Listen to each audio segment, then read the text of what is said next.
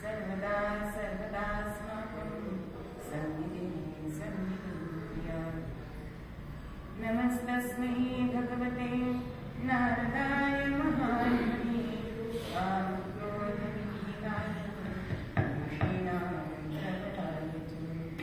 गुरुर्ब्रह्मा गुरुर्विष्णु गुरुर्देवो महेश्वरः गुरुः साक्षात् परब्रह्म तस्मै श्री मनोजं मानपुण्यवेगं गीतेन्द्रियं बुद्धिमतां वरिष्ठं वातात्मजं वानरनीतं श्रीरामदूतं सर्वमङ्गलमाङ्गल्ये शिवे सर्वार्थसाधिके शरण्ये त्र्यम्बके गौरी नारायणे नमोस्तुते भगवान् गोपाल कृष्ण महाराज की जय। सीताकांत स्मरण जय जय राम महामंत्र हनुमान की जय। श्री अनंत कोटि ब्रह्मांड राजाधिराज सच्चिदानंद सद्गुरु श्री ब्रह्म चैतन्य महाराज की जय। श्री ब्रह्मानंद महाराज की जय।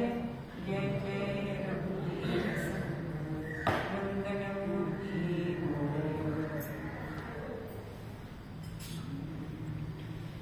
राम कृष्ण जय जय राम राजा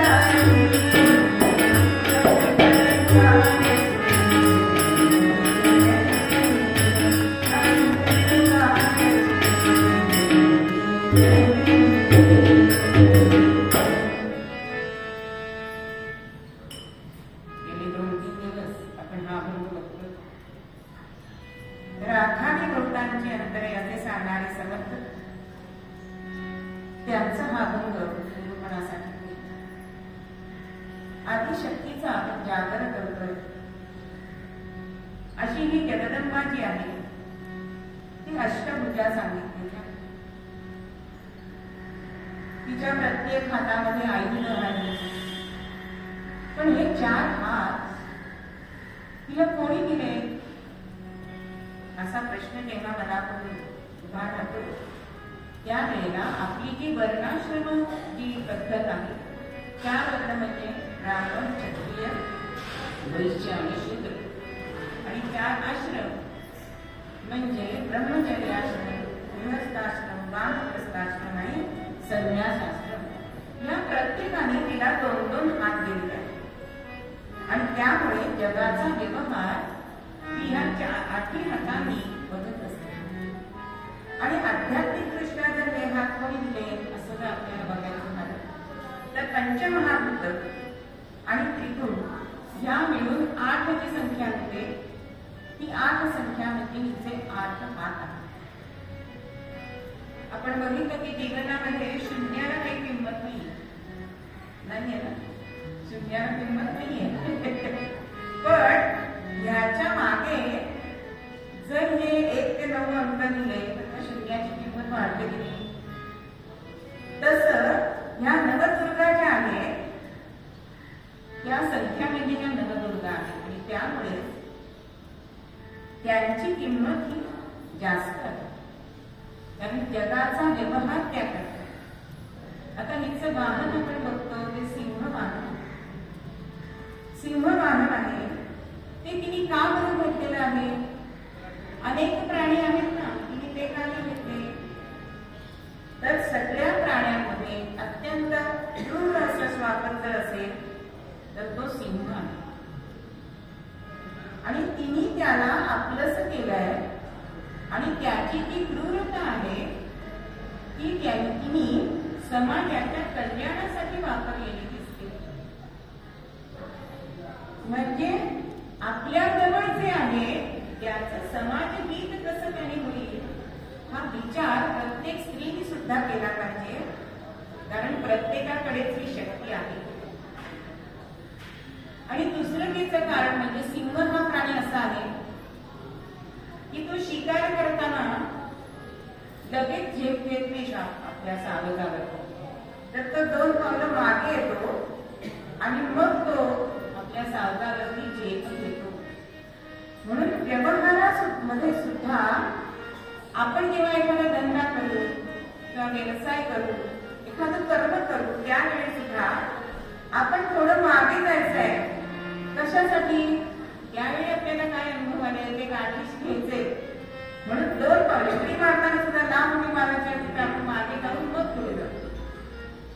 तसं कुठल्याही आपण कर्म करताना 2 पावले मागे जायचंय, म्हणजे मागचा विचार करायचा आणि मग पुढची झेप आपल्याला घ्यायची.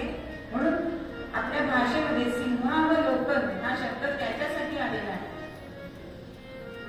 कोणतीही गोष्ट करताना मागचा आणि पुढचा विचार करूनच हा आपल्याला विचार करायचा. अशी ही जगदंबा. तिचं आजचं मूळ आपण बघायचंय ते म्हणजे 40गाव जवळ पाटणा नावाचं शहर आहे. जशी ही दुर्गा झाले, चंडिका झाले, महिषासुरमर्दिनी झाले, तशी या पाटण्यामध्ये ही चंडिका म्हणून अवतरलेली आहे. हिचं एक हेमाडपंथी असं 12व्या शतकातलं सुंदर असं मंदिर तिथे आहे. अश्विन आणि पौषामध्ये तिचा मोठा उत्सव केला जातो. ही सुद्धा अष्टभुजा सांगितलेली आहे. अशी ही देवी म्हणजे ह्याची सुद्धा अशी आख्यायिका सांगितली जाते की एक गोविंद सुत नावाचे ह्या भगवतीचे अत्यंत निष्ठावंत असे भक्त आणि डोंगरावर असलेली ही देवी वृद्धापा काळामुळे त्यांना जाता येईना म्हणून आईची प्रार्थना केली आहे. भगवतीने सांगितलंय की तुझ्या पाठीमागून येते पण बघू नकोस मागे. आपल्याला अनेक कथांमध्ये आपल्याला हाच दृष्टांत दिसतो आणि त्याप्रमाणे माता मागणी येते की नाही हे बघण्यासाठी म्हणून ते गोविंद सुत म्हणून होते ते वळून बघितलं आणि तिथेच माता दृश्य झाले आणि हे ते ठिकाण आहे पाटण्याचं. इथे ती चंडिका इथे प्रकट झालेली असं हे आदिशक्तीचं मूळ आहे. अनेक ठिकाणी आपण बघितलं की भगवतीची रूप ही शक्तिपीठ आहे. त्यानंतर आज येते अष्टमी. आज आपली 8वी माळ सांगितली. मग कोणते ना कोणती गोष्ट आवडत असते. तशी भगवतीला ही तिथी खूप आवडते. बघा, गणेशाला चतुर्थी आवडते, भगवान विष्णूंना एकादशी द्वादशी आवडते, शंकरांना त्रयोदशी चतुर्दशी किंवा प्रदोष असं आवडतं. तसं भगवतीला ही अष्टमी आवडते. आणि कित्येक ठिकाणी देवी पुराणामध्ये सुद्धा असं सांगितलंय की जे जे भगवतीचे अवतार झाले ते ह्या अष्टमी तिथीला झालेले आहे. त्यामुळे तिला ही तिथी खूप आवडते. आणि अष्टमी तिथी अशी आहे की आपल्याकडे महिन्यामध्ये 2 पक्ष येतात. एका पक्षामध्ये 15 दिवस, दुसऱ्या पक्षामध्ये 15 दिवस. मग अष्टमी हा जो तिथी आहे ती बरोबर मध्यामध्ये आहे. बघा, एका पंधरवड्याच्या इकडे 7 दिवस आणि इकडे 7 दिवस आणि मध्ये अष्टमी आहे. म्हणजे दोघांना सारखं संधिकाल आपण जसं म्हणतो तसं संधिकाल आहे. संकटाच्या वेळी ही भगवती तिथे धावून आली की ज्या वेळेला सुष्ट शक्ती आणि दुष्ट शक्ती यांच्यामध्ये जेव्हा वेदनाव निर्माण होतो त्या संधीला ही भगवती प्रकट झाली आहे. म्हणून दुर्गाष्टमी ही सुद्धा म्हणजे आपण दुर्गाष्टमी म्हणजे कृष्णाची अष्टमी त्यावेळेस सुद्धा भगवतीचा अवतार झालेला आहे. बरं का, नंदाची मुलगी ती योगमायाच आहे. कारण तिच्यामुळेच हे कंसाला कळलेले आहे की त्याच्या हातातून सुटले आणि तिच्यामुळे हे सगळे त्याचे जे पहारेकरी होते त्यांना निद्रा का आली, त्या योगमायेमुळे आली. आणि ती जाऊन ती उडून तिकडे गेली, निष्ठून हातातून ती निंदव्यासिनी झालेली. म्हणून तिचं वर्णन करताना असं केलं जातं की नंदिनी नंदी सुते, नंदाची मुलगी असं तिचं वर्णन केलेलं आहे. अशी ही निंदवासिनी ही सुद्धा देवीचं शक्तिपीठ सांगितलेलं आहे. अशा अनेक ही अष्टमीचा भगवतीला खूप आवडतीची आहे. आज अष्टमी म्हणजे घागरी ठोकायची आज अष्टमी आपण साजरी करतो. जे कोकणस्थ चित्पावन कोकणस्थ जे आहे त्यांच्याकडे ही परंपरा जास्तपणे पाळली जाते. मग हे त्यावेळी काय केलं जातं तर सकाळपासून पूजन केलं जातं. ज्या ह्या घराण्यामध्ये नववधू असते त्यांनी पहिली 5 वर्ष ह्या अष्टमीची पूजा करायची असते. जेवढं वर्ष तेवढे कडे घ्यायचे असतात, तेवढ्या गाठींचा तातू बांधायचा असतो आणि उपवास करायचा असतो. संध्याकाळी तिची रोटी भरायची आणि घागर फुंकायचे. हा जो विधी सांगितलेला आहे त्याच्या मागे सुद्धा प्रत्येक ठिकाणी आपण बघितलंय की ऋषीमुनींनी त्याच्यामध्ये शास्त्र सांगितलेलंच आहे. काही जण असं म्हणतात की अंगात येणं वगैरे हे झूट आहे, पण घागरच का? एवढी प्रकारची भांडी आपल्या स्वयंपाकघरात असतात, मग घागरच का? तर घागर ही जी सांगितलेली आहे ती पृथ्वीचं प्रतीक आहे, घट. आणि हा घट सुद्धा तो सच्छिद्र असतो बरं का. म्हणून आपला देह सुद्धा हा घटच आहे. त्याला 9 द्वार आहेत की नाही, 9 भोकं, पण तो फुगा फुटत नाही बरं का त्याने सोडल्याशिवाय. असा हा जो 9 छिद्रांचा घट आहे त्याचं प्रतीक म्हणून ह्या देवीला ती घागर फुंकायची आहे. कारण ह्या भगवतीने ह्या जगाची निर्मितीच केली आहे. त्या घागरीमध्ये कुंकर घालून जगाची निर्मिती तिने केलेली आहे आणि त्याचं हे प्रतीक म्हणून ही घागर फुंकली जाते. कमीत कमी 5 वेळा तरी ती घागर फुंकावी असं सांगितलेलं आहे. प्रत्येक जिची पूजा आहे तिने तरी नक्कीच म्हणजे घागर फुंकून मग तिचा जो तातू तिच्या पायावर घ्यायचा असतो. त्याच्यामध्ये शास्त्रीय कारण काय आहे की त्यावेळेला तो घट जो आहे ती घागर आहे ती दुधानी धूपानी झुकवून देतात बघा. हे सगळं वातावरण इतकं कोंडून गेलेलं असतं कशाने तर प्रसन्नतेने. आणि त्याच्यामध्ये आपण कुंकर घालायचे म्हणजेच आपल्या श्वासावरती ते नियंत्रण आहे. सांगता व्यायाम सांगितलंय त्याच्यामध्ये. कुंकर घालायला फुगा फुगवायला तुम्हाला ताकद लागते की नाही, नुसता फुगा फुगवला जात नाही. तसं या घटामध्ये कुंकर घालायला म्हणजे फुफ्फुसांचा व्यायाम सांगितलेला. आणि जी श्वसन नलिका आहे ती सुद्धा त्यांनी मोकळी होते, शुद्ध होते म्हणून घागर ठेवायची. मग फक्त स्त्रियांनी फुंकायचे असं नाही सांगितले, पुरुष सुद्धा फुंकू शकतात. कारण ह्या अतिमायेचे पुरुष आणि स्त्री दोघंही वेगळंच आहेत ना.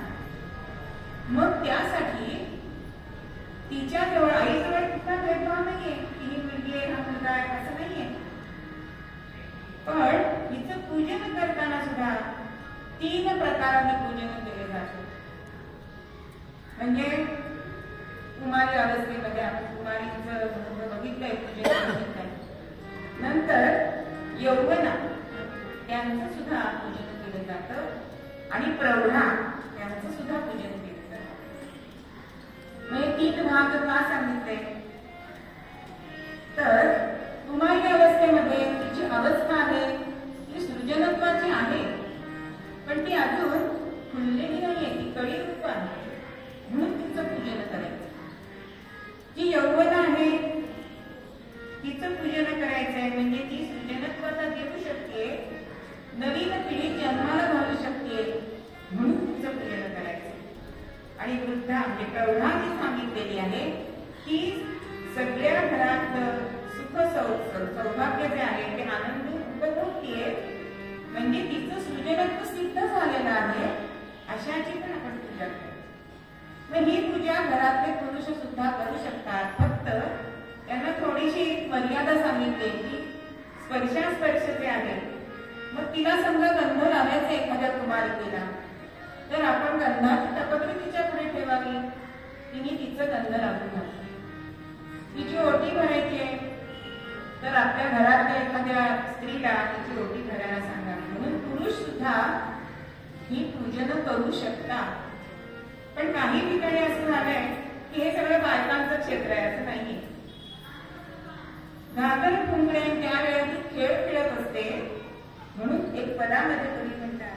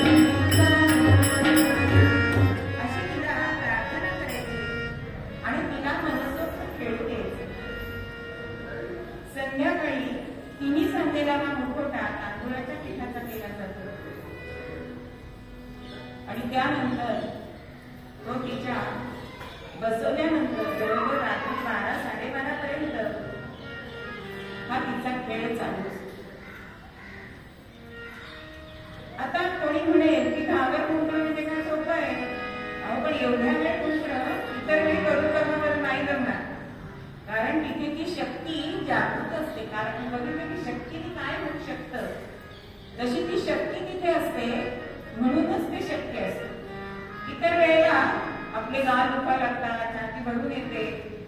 त्यावेळेला तिचा जो अंश आहे तो आपल्यामध्ये आलेला असतो आणि म्हणून आपण हा धार्मिक बोलू शकतो.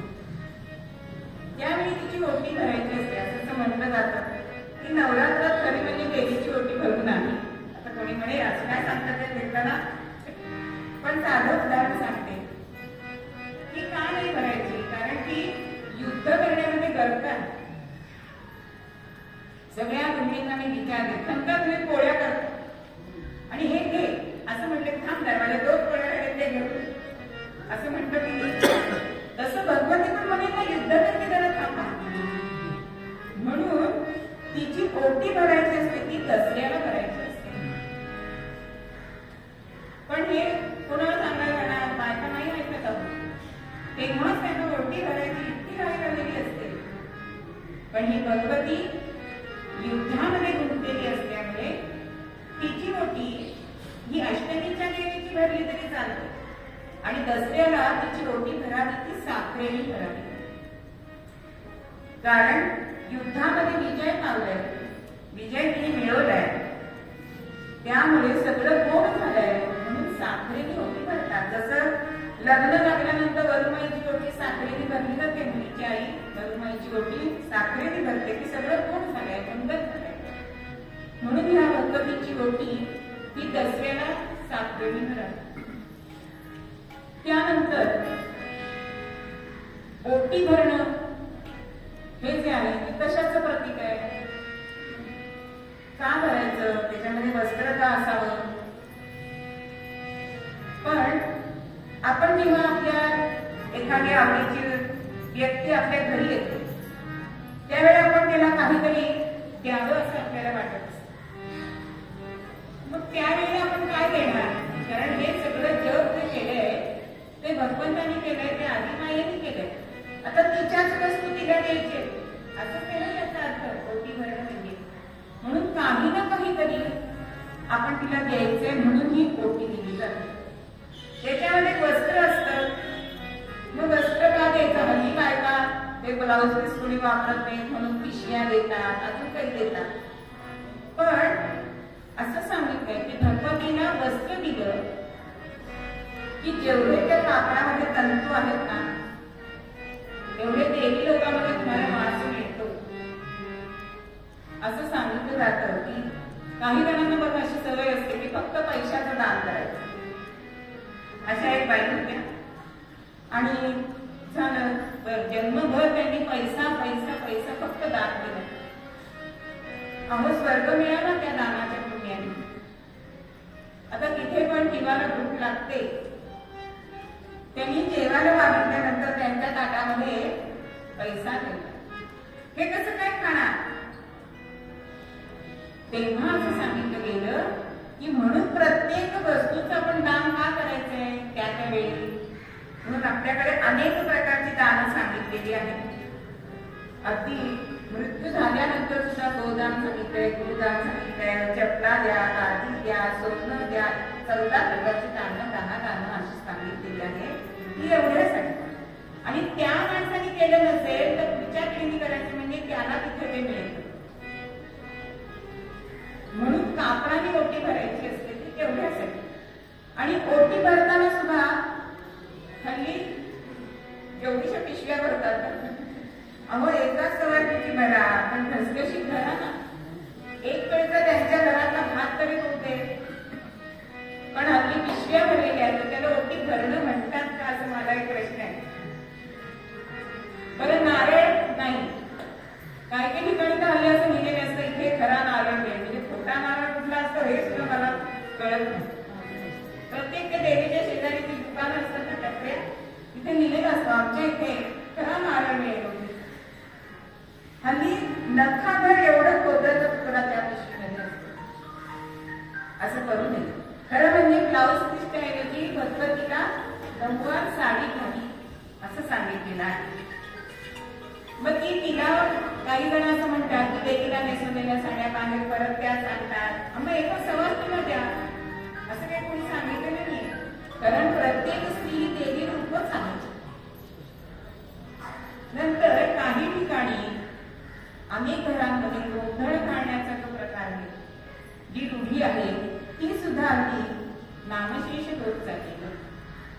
काही जणांकडे कार्य झालं की गोंधळ आहे, पण गोंधळ हा घरातच घालायला पाहिजे करावे. त्याने आपली वास्तू शुद्ध होते. ज्या आपल्या मनामध्ये अनेक वाईट विचार असतात किंवा येणाऱ्या लोकांच्या सुद्धा मनात ते विचार आपल्या घरात राहतात बरं का, मग ते विचार जाण्यासाठी घरामध्ये हे गोंधळ जागर हा करायला पाहिजे.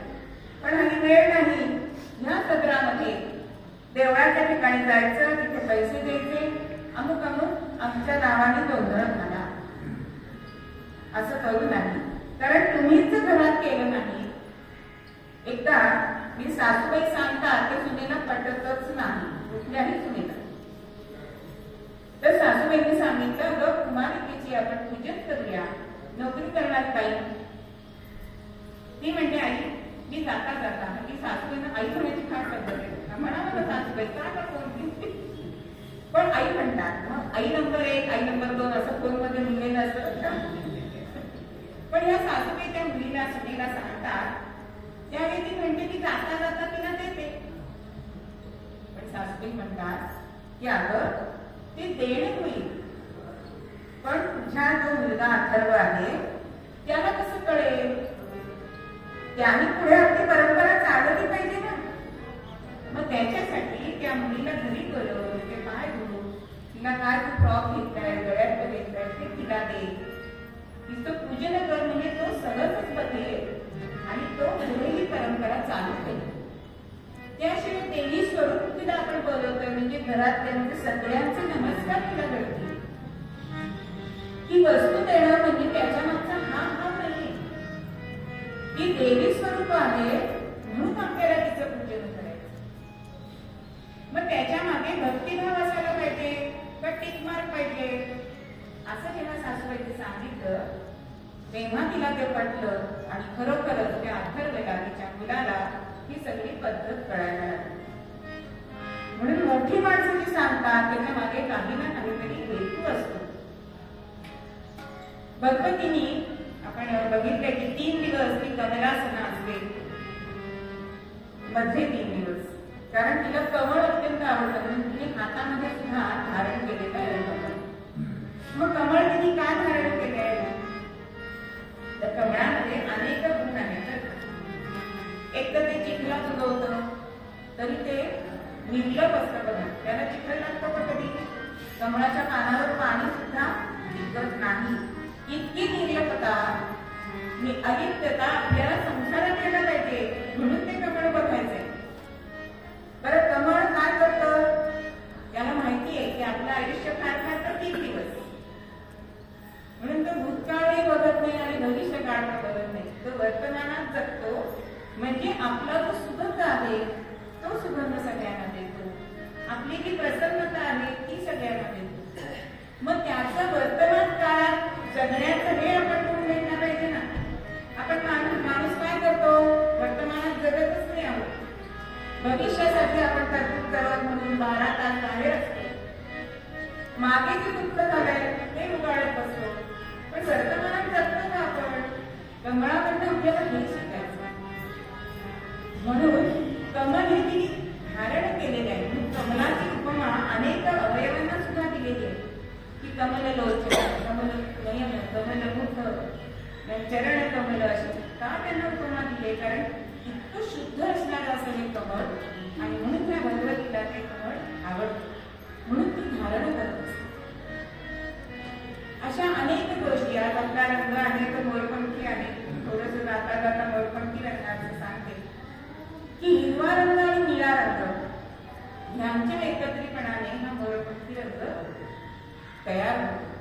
अहो मोरपंख असं म्हटल्यानंतर किती हळूवार शब्द आहे बघा. नकळत आपल्या मनावर मोरपीस फिरून जातं की नाही? सगळ्यांनाच मोर आवडतो का? अहो विधात्याने त्याला घडवलं तेव्हा रंगांची उधळण त्याच्यावर केलेली दिसते. मग हिरव्या रंगाचं सृजनत्व आणि निळ्या रंगाचं स्थैर्य, हे दोन्ही गोष्टी ह्या रंगामध्ये आपल्याला दिसतात. म्हणून जीवनात जर आपल्याला स्थैर्य आणि संपन्नता हवी असेल तर हा रंग धारण करावा. त्याच्यामध्ये आत्मविश्वास आहे, दृढ श्रद्धा आहे. हा रंग आपल्याला अध्यात्म सात्विकतेची सुद्धा ओळख करून देणारा आहे. अशा या गणपतीचं जर आपण पूजन करायचं असेल तर हा रंग परिधान करून तिचं जर पूजन केलं तर आपल्याला सुद्धा ती लवकर पावते.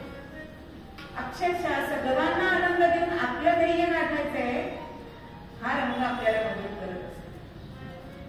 म्हणून मोरपंखी रंग हा श्रेष्ठ सांगितलेला आहे. आजची देवता आहे ती महागौरी. तिचं आज आपण पूजन करायचंय. दुर्गेचं 8वं रूप आहे. मग ही महागौरी कशी झाली तर त्याची छोटीशी कथा सांगितली जाते. आपल्याला सगळ्यांना हरितालिकेची कथा माहिती, तीच कथा त्याच्याकडे आहे की शंकर भगवानांची प्राप्ती व्हावी म्हणून ही जी उग्र तपश्चर्या करते त्यावेळेला उपासाने किंवा त्या कठोर तपश्चर्येने ती थोडीशी काळवंडी जाते. ज्या वेळेला शंकर तिला प्रसन्न होतात आणि मी तुला जो वर देणार आहे, तुला ते हवं ते देणार आहे असं जेव्हा सांगतात, तिच्याकडे बघितल्यानंतर शंकर भगवान आपल्या मस्तकावरती जी जटेत ती गंगा आहे ना त्या गंगेमध्ये तिला स्नान घालतात आणि स्नान घालून झाल्यानंतर ती एवढी गौरवर्ण झाली की म्हणून तिला महागौरी असं म्हटलंय. गौर म्हणजे गोरेपणा, अत्यंत गोरी म्हणून महागौरी असं तिचं नाव पडलं. तिचं वाहन वृषभ सांगितलेलं आहे. ती पण अष्टभुजा आहे. शांतता देणारी, मुलांचं संगोपन करणारी अशी वात्सल्यरूप अशी ही महागौरी आहे. म्हणून हिचं आज पूजन केलं जातं. आजच्या निरूपणाच्या अभंगात आपल्याला समर्थ सांगतात की शिवशक्तीचा विचार अर्धनारी नकेश्वर, दास म्हणे हा दिसणार तत्वज्ञानी हिंदा. मग शिवशक्ती ही एकत्र जेव्हा असते तेव्हा त्या रूपाला आपण अर्धनारी नकेश्वर असं म्हटलं जातं. मग हे रूप भगवंतांनी का बरं घेतलं तर भगवान शंकरांचे एक अत्यंत निष्ठावंत भक्त म्हणजे भृंगी. त्या भृंगीला असं वाटायचं की फक्त आपण शंकरांचं पूजन करायचं.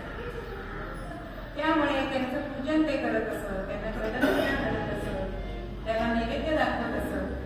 पण ह्या आदिमायेकडे दुर्लक्ष करत असत. तिला नमस्कार पण नाही, तिच्याकडे बघायचं पण नाही असं हे भृंगी करत असताना एक दिवस असं झालं की शिव आणि पार्वती एका ठिकाणी बसलेले आहेत आणि आता ह्यांना तर प्रदक्षिणा घालायची, मातेला तर घालायची नाहीये. त्यामुळे त्यांनी मातेला विनंती केली आहे की माते तू थोडीशी बाजूला हो. आता मात्र ही म्हणाली का बरं असं करतो. शंकर तर ध्यानामध्ये होते म्हणून हा काय करतो सर्पाचं रूप घेतो आणि दोघांच्या मधून जाता येईल असं त्याला वाटतं. म्हणजे फक्त शंकराला आपण प्रदक्षिणा घालायची. पण तरी सुद्धा माता इतकी निकट बसलेली होती त्याला वाव मिळेल असायचं रूपामध्ये. म्हणून त्याने त्यावेळेला असं रूप घेतलं ते म्हणजे उंदराचं, वृक्षकाचं रूप घेतलंय. कारण उंदीर काय करतो उलटतो, दोन गोष्टी बाजूला करतो. आणि या वेळेला त्यांनी उंदराचं रूप घेऊन ह्या दोघांना बाजूला करायची जेव्हा प्रयत्न केला त्यावेळेला माता अत्यंत चिडली आणि ह्या आदिमायेने त्या भृंगीला शाप दिलाय की तुला मातेकडून ते मिळालंय. आता जेव्हा आपल्या पुढच्या पिढीला गर्भाला मातेकडून काही मिळत असतं आणि पित्याकडून काही मिळत असतं म्हणून भगवंतांनी नर आणि नारी अशी दोन स्त्रीलिंग आणि पुल्लिंग केलेलं आहे तेवढ्यासाठी केलेलं. आता काही योगी एकलिंगीच आहेत, त्यांची प्रजनन होतं, पण ह्या दोघांच्या मिळून जे प्रजनन होतं ते सर्वश्रेष्ठ असतं. मग मातेकडून काय मिळतं तर देह आणि मांस हे मातेकडून मिळतं आणि पित्याकडून काय मिळतं तर अस्थि आणि स्नायू असं देहाला पित्याकडून मिळतं. आता पार्वती मातेने या भूमीने असा शाप दिलाय की मातेकडून मिळालेलं तुझं नष्ट होईल. त्यामुळे देह केलाय आणि मांसही केलाय. आता हाडांचा सापळा झाला की त्याला उभंच राहता येईल. भगवान शंकरांची प्रार्थना केली आहे की मला अजून एक पाय द्या. माया घ्यावी या दोघीला. तेव्हा शंकर भगवान ध्यानात जागृत झाले आणि त्यांना सांगतायत की अरे तुझं काय चाललंय, दोन्हीही असणं महत्वाचं आहे. आणि ह्या मुलीला कळण्यासाठी म्हणून भगवान शंकरांनी आणि या आदिमाईने अर्धनारी नटेश्वराचं रूप घेतलं आहे. त्यावेळेला हा त्यांना शरण केलाय, त्यांना वंदन केलंय. आता ह्याच्यातलं डावं अंग आहे ते पार्वतीचं आहे आणि उजवं अंग आहे ते शंकरांचं आहे. म्हणून भविष्य बघताना तुझा बाईचा डावा हात बघितला जातो. तर हे जे रूप आहे तेव्हा भगवती त्याच्यावर जेव्हा तो शरण आला तेव्हा मातृ हृदयी असणारी ही भगवती त्याला म्हणते की तुझं मी जो शाप दिलाय ते तुला परत येईल. तर तो म्हणतो नको, मला परत नको, कारण जे तुमच्या दोघांमध्ये भेदभाव करतील त्यांच्यापुढे मी असायला पाहिजे, म्हणजे ते भेदभाव करणार नाही. असं हे शिवशक्तीचं रूप अर्धनारी नटेश्वराचं रूप ते तयार झालेलं आहे. मग ह्याचा विस्तार करायचा आहे, त्याचं पूजन करायचं म्हणजे समर्थांना काय म्हणायचंय, तर पुरुष आणि नारी, प्रकृती आणि पुरुष या दोघांमध्ये वेगवेगळे गुणधर्म असतात. पुरुषामध्ये असतं पराक्रम, विवेक, नंतर सामर्थ्य असतं. असं हे पुरुषामध्ये चांगले गुण असतात आणि स्त्रीमध्ये असते माया, ममता, करुणा, वात्सल्य. हे स्थायी गुण स्त्रियांचे असते. मग ह्या सगळ्या गुणांची बेरीज करायची. म्हणून पुरुषांनी स्त्रीचे चांगले गुण घ्यायचे, म्हणजे वात्सल्य घ्या. काही ठिकाणी आपल्याला घरात दिसतं आरेरावी करणारे पुरुष, वात्सल्य घ्या थोडंसं स्त्रियांचं, म्हणजे घरात आपोआप शांतता राहते. आणि असा वात्सल्य घेतलेला पुरुष हा कवी मनाचा होऊ शकतो. कारण त्यावेळी एखादी गोष्ट तुमच्या हृदयाला भिडते तेव्हा काव्य करता येते. हा माझा अनुभव आहे. आणि स्त्रियांमध्ये हे गुण आहे, तसे पुरुषांमध्ये जे गुण आहेत, पराक्रम आहे, विवेक आहे, ते स्त्रियांनी घ्यावं. मग ज्या वेळेला ती पुरुषाचा पराक्रम घेते त्यावेळी ती रणरागिणी होते. म्हणून ते दुर्गेचं रूप असंच सांगितलेलं आहे. सत्यवानाकडे सत्यवानाचा प्राण आणणारी आमची सावित्री म्हणजे पराक्रमच आहे तिच्यामध्ये. अशी जेव्हा आपण एकमेकांची गुण घेतो, त्यांची बेरीज करतो, त्यांचं पूजन करणं म्हणजे या नटेश्वराचं शिवशक्तीचा विचार करणं आहे असं समर्थ सांगतात. मग स्त्रियांकडे जो लज्जा भाव आहे तो सुद्धा पुरुषांनी घ्यावा. पुरुषांनी कशाला घ्यावा लज्जा असं वाटतं, पण पुरुष हा व्यवहार करत असताना जर आपण एखादं नित्य कर्म करत असतो तर त्याची लाज वाटायला पाहिजे की नाही. म्हणून लज्जा हा पुरुषांनी सुद्धा घ्यायचा आहे. आज स्त्रियाच लाज होतो, पण ह्यांचा विचार करायचा आहे त्याला समर्थ तत्वज्ञानी असतात. म्हणून भगवतीचं पहिल्या गड्यामध्ये समर्थ सांगतात की तिचं रूप आणि स्वरूप जाणतात त्यांना ज्ञानी म्हणावं. आणि ह्या शिवशक्तीचा जो विचार आहे तो विचार जो जाणणारा आहे याला तत्वज्ञानी म्हणावे. आपल्या जीवनात सुद्धा न शिवेन विना शक्ती, न शक्ती विरहित शिव. शक्तीशिवाय शिव नाही आणि शिवाशिवाय शक्ती नाही, अशी ही प्रकृती आणि पुरुष यांची ही जोडी आहे. त्यांचा विचार आपण करायचा आहे, त्यांचा आपण आदर्श ठेवायचा आहे. म्हणून आपल्या स्त्रीने असं वागलं पाहिजे, पुरुषांनी असं वागलं पाहिजे. पण आज आपल्याला थोडंसं चित्र वेगळं दिसतं. आपण सगळ्या क्षेत्रामध्ये स्त्रियांनी सगळी क्षेत्र पादाक्रांती केलेली आहेत, आपण बघतो. हे नक्कीच कौतुकास्पद आहे. पण आज थोडीशी तिची भावना काय व्हायला लागली आहे की मला कोणाची भीती नाही, मी समाजाला कशाला मांडली. हा जो तिचा स्थायी भाव होतोय हा घातक आहे समाजासाठी. म्हणजे पुरुषाला ती सहकार्य करण्याऐवजी ती त्याची प्रतिस्पर्धी होते त्या काळाची, अशी वेळ आजच्या समाजामध्ये आलेली दिसते. म्हणून दोघांनी एकमेकांना पूरक असला पाहिजे, तरच संसाराचा गाडा हा व्यवस्थित चालणार आहे. त्याला सहकार्य करायचं आहे म्हणून शक्तीची उपासना सांगितली. प्रत्येकाने शक्तीची उपासना म्हणजे स्त्रीने सुद्धा आपल्या पतीला यशस्वीची प्रथा मिळावं म्हणून दररोज एखादं देवीचे स्तोत्र या शक्तीची उपासना करावी. कारण ती शक्ती त्याच्याबरोबर तो जेव्हा कामासाठी धंद्यासाठी जातो तेव्हा त्याच्या पाठीमध्ये केली असते. अशा तऱ्हेने जर हे पती पत्नी नांदले तर हा शिवशक्तीचा विचार. म्हणून आपल्याला मूळ पद्यामध्ये समर्थ हेच सांगतात की ही अनंत विकासची जननी आहे. ही जशी शिववरदायिनी आहे रामवरदायिनी आहे तशी ती तुम्हाला सुद्धा वर देणार आहे. तिची उपासना तुम्ही करा. तुमच्याकडे काही नसलं तरी एक मस्तक आणि 2 मस्तक एवढं तर देवाने दिलेलं आहे. माझी आजी तर म्हणायची 1 नारळ आणि 10 खारका एवढं तर आपण करू शकतो. कारण तिने ते आपल्याला दिलं आहे तेच आपल्याला तिला द्यायचं. कारण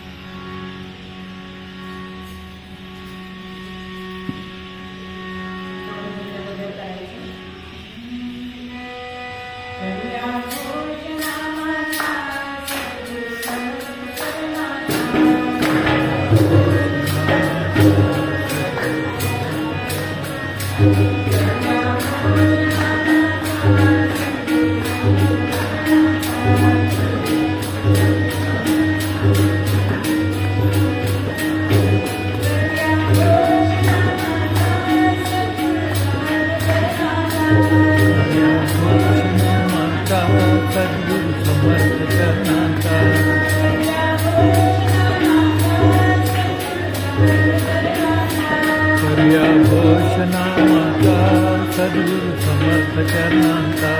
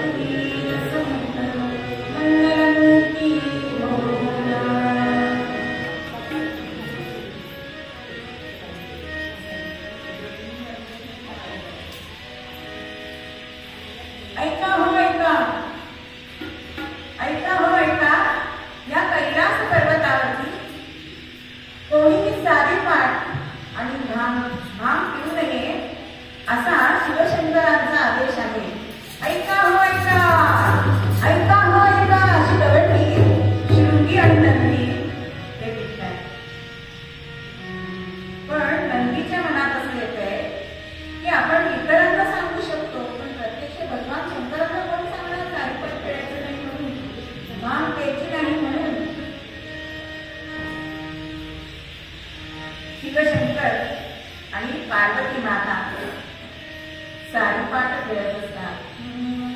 शिवशक्तीचा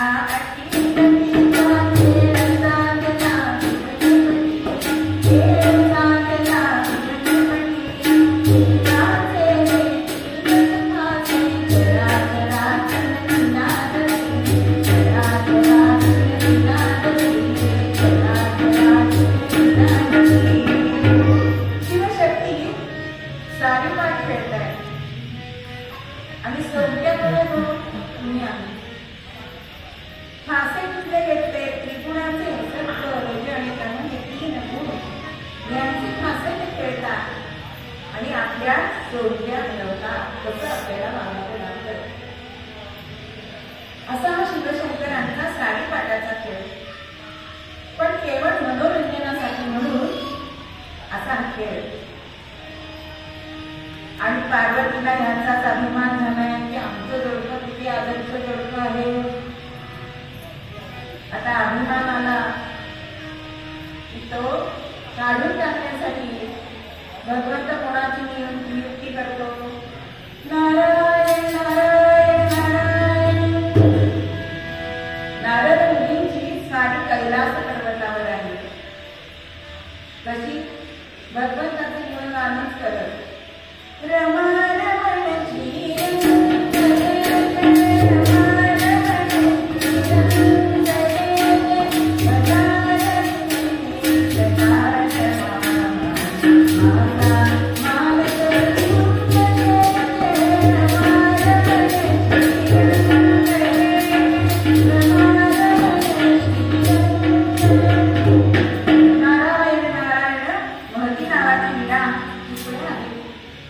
आणि शंकर पार्वतींच्या इथे आले आणि पार्वतीला सांगताय काय वैकुंठातलं वैभव तुला सांगू. विष्णू आणि भगवती लक्ष्मी यांचं अगदी आदर्श करतो आहे.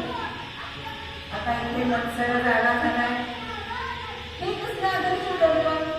अहो तर शेषशाही विष्णू झोपलेला असतो की त्याचे पाय चेपत असते. आता हृदय स्वामी हृदय पायाशी ठेवायचे हे कसं तुमचा आदर्श करतो. आमचं बघा आमच्यामध्ये कायम संवाद आहे. आम्ही खेळ खेळतो. दोघं जण बरोबर जातो संकटांच्या वेळी भक्तांना सांभाळायला. असं आमचा आदर्श करतो आहे. आणि आम्ही खेळ खेळतो ते सुद्धा मनोरंजनातून. आता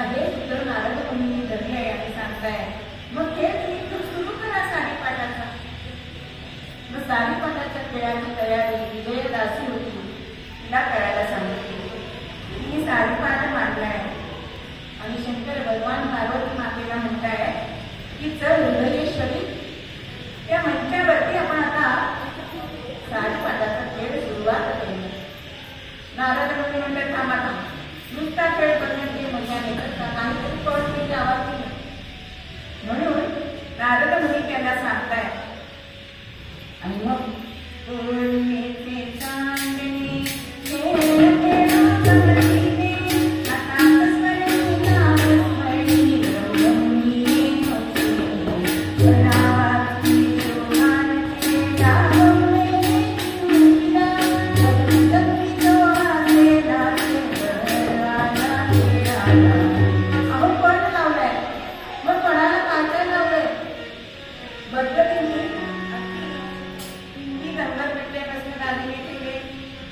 वाक्य ठेवले, दिवस ठेवले, तोडे ठेवले, रत्नहार, रत्नहार, तन्मय हो किती दागिने. आणि इकडे भगवान शंकरांनी काय लावले कोणाला?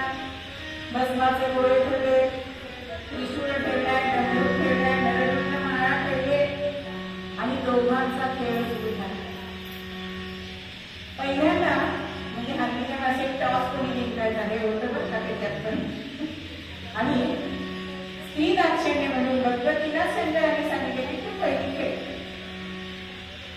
पण काय दान पडलं तर कोण जिंकणार? शंकर म्हणतात समदान पडलं तर मी जिंकणार आणि विषमदान तुझं झालं. पहिल्यांदा पार्वती मातेने फासे घेतले, टाकले आणि अहो एक एक वस्तू जिंकायला लागले पण सारखंच विषमदान पडायला लागलं. तशी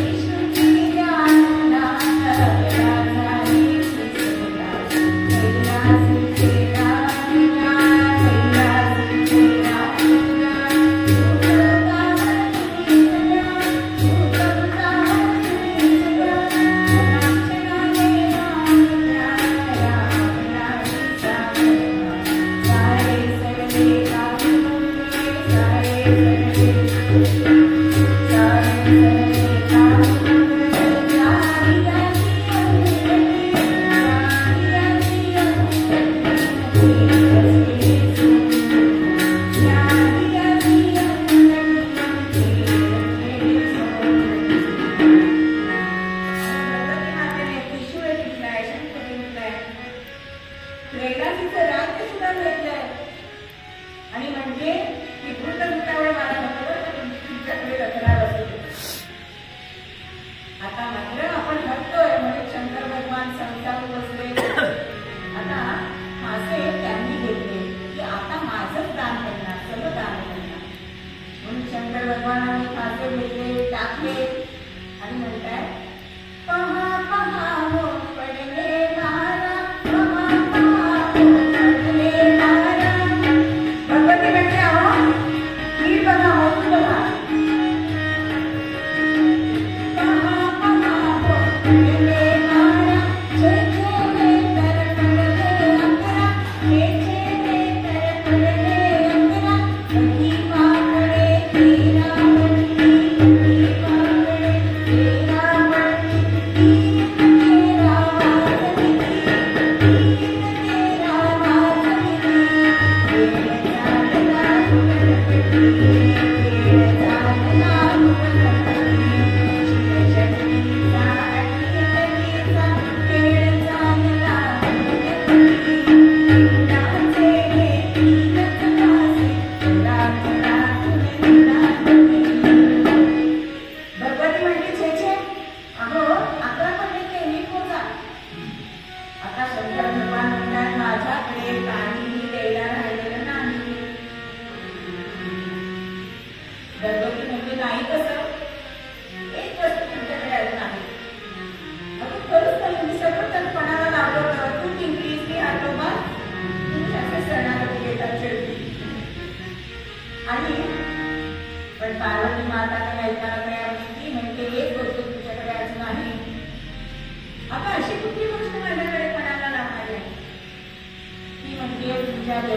गंगा तिला गळतीपणाला लावा. भगवान शंकर म्हणतात शेची ही तुम्ही लोककल्याणासाठी मस्तकावर धारण केलेली आहे. पार्वती माता म्हणजे तुम्ही मला एखादा वचन दिलं तर तिला तुझी दासी करी. मी असं कुठलंही वचन केलं नाही. आणि हे मनोरंजनाचा खेळ अहो कर्णनाट्याला सुरुवात झाली. पार्वती माता ऐकला शंकर ऐकला नाही. तर शंकर तिला म्हणण्यात आलं खरंच तू पाषाण हृदयेस पर्वताची कन्या जरा तुझ्या मनामध्ये दया माया नाही. असं म्हटल्यानंतर ती म्हणते की मी जाईन तिथे नंदनवन बोलवते, तुम्ही काय मला पाषाण हृदयेस म्हणता. शंकर भगवान म्हणतात की अशीच ही नारी असते. हसत हसत हसत तेच नारी. मधुर हास्य मधुर वदन मधुर हास्य खाली परिविखार अंतरात वसत जात. तुम्ही सगळ्या स्त्रिया अशाच असतात. आणि म्हणून क्रोधायमान झालेले शंकर तिथून डाण डाण पावलं टाकत गोमंतकामध्ये गोमंतकरामध्ये जातात. आता हे घडतर झालेलं बघून पार्वती माता म्हणते येतील 4 दिवसांनी. कुठे जातात. पण तिची विजयादासी तिला सांगते की माते असं आपण वागू नये. हा आर्य स्त्रीचा धर्म नाही. तुम्ही त्यांना शरण जा, त्यांना घरी परत आणा. पण ही काही मानाला तयार नाही. बरेच दिवस झाले शंकर भगवान येत नाहीये म्हणून नारदांकडे गेले. आणि नारदांनी तिला सांगितलंय उपाय सांगितलाय. काय सांगितलंय. नाजुक सोयकर होतनी नाजुक सोयकर होतनी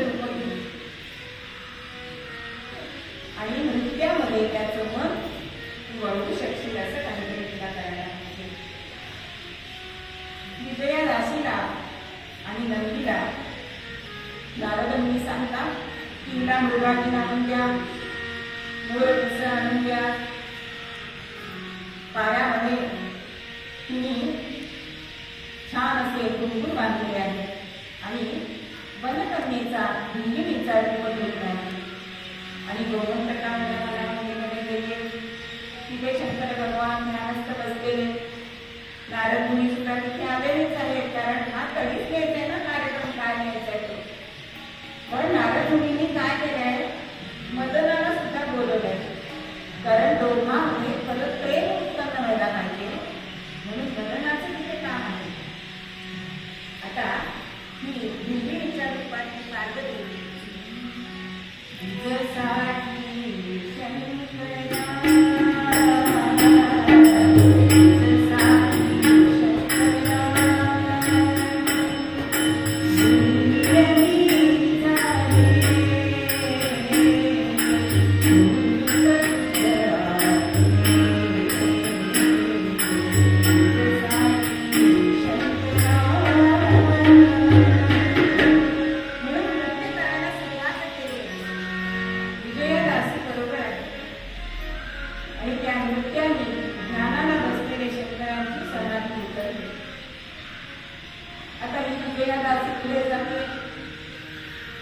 आणि म्हणते की माझी सखी आहे ना तिला शांकरी विद्या शिकायची.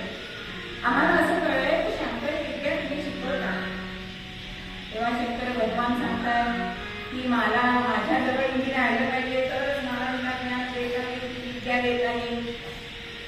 तेव्हा विजयादासी म्हणते आहो नुकतंच तिचा विवाह करणार आहे. तिचा पती इतका प्रतिष्ठा आहे कधी तो रात्र सांगता येत नाही. आता हिचं रूप बघून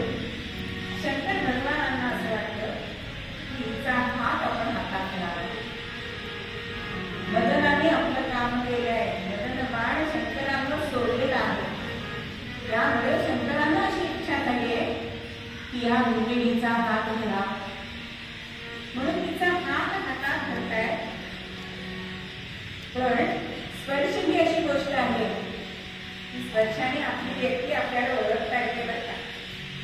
म्हणून स्पर्श हे अत्युत्तम असं आपल्याला इंद्रिय भगवंताने दिलेलं आहे. आणि त्या गुंजनीचा हात हातामध्ये भगवान शंकरांनी जोडलाय मात्र. आणि त्याला जाणीव झाली आहे की ही दुसरी दुसरी कोणी नसून माझी पार्वतीच आहे. त्यामुळे तिचा स्वीकार केलाय, त्यांचा राग निवाळलाय, मदनाने आपलं काम केलंय. आता सगळेजण या कैलास पर्वतावर येत आहेत. नारद मुनी सुद्धा आले आणि एका कोपऱ्यात उभे आहेत. भगवंता, शेवटी तुमच्यात कलह झाला आणि तुम्ही एकत्र झाला, आम्ही आपल्या बाजूला. म्हणून म्हणतात ना, नवरा बायकोच्या भांडणात कधी पडू तरी शहाण्या. तसं सुरू झालं. तेव्हा शंकर म्हणतात की अरे नारदा, तुझ्या मनात जो भक्तिभाव आहे ना तो श्रेष्ठ आहे. मग हा भक्तिभाव सगळ्यांच्या ठिकाणी असायला पाहिजे, तरच हे आमचं प्रकृती आणि पुरुष यांचं जे नातं आहे ते अर्धनारी नटेश्वराचं रूप आहे ते तुम्हाला कळणार आहे. म्हणून चंद्र चंद्रिका अभिनय सुंदर चंद्र चंद्रिका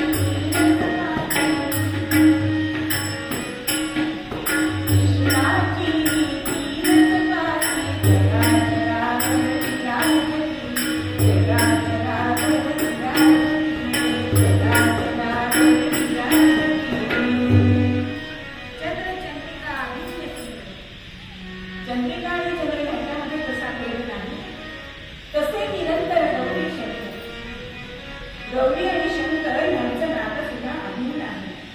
ते एकमेकांशी संलग्न आहे. मग त्यांचा आता खेळ कसा चाललाय हा भक्तीचाच आहे. आणि आता तिथे अजून असं होते नाही तर कृष्णाची 3 पाठी म्हणजे शिव, शक्ती आणि मुक्ती अशी 3 पाठी होते. आणि ती आपल्या मायेचं पाखर या चराचरावर घालताय असा या गाण्याचा.